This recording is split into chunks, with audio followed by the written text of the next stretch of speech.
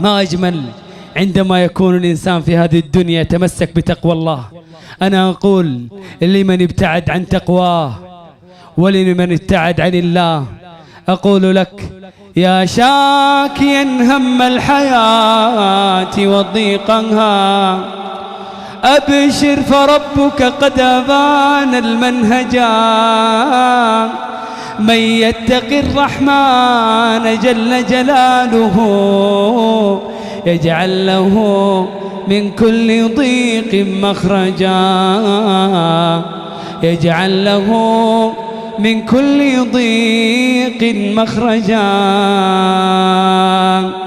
إلهي وقفت دموعي تسيل، قولها الآن بينك وبين نفسك، وقلبي ببابك باك ذليل، فذنبي كبير وزادي قليل، فمنا علي بعفو جميل، فمنا علي بعفو جميل.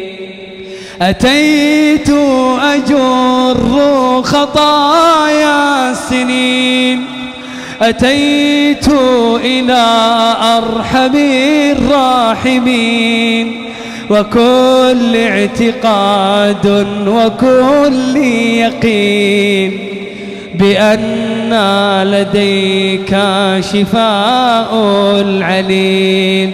إلهي إلهي بمن أرتجي، وقلبي ببابك باك ذليل. وأحسن منها قول ربي ففروا إلى الله إني لكم منه نذير مبين. شيخ نايف بقول لك على حاجة، أنا أتوقع الشباب اللي في الجلسة كلهم، أتوقع الشباب اللي في الجلسة كلهم مستحيل واحد يتردد عن الله اللي شق سمعه وبصره. مستحيل.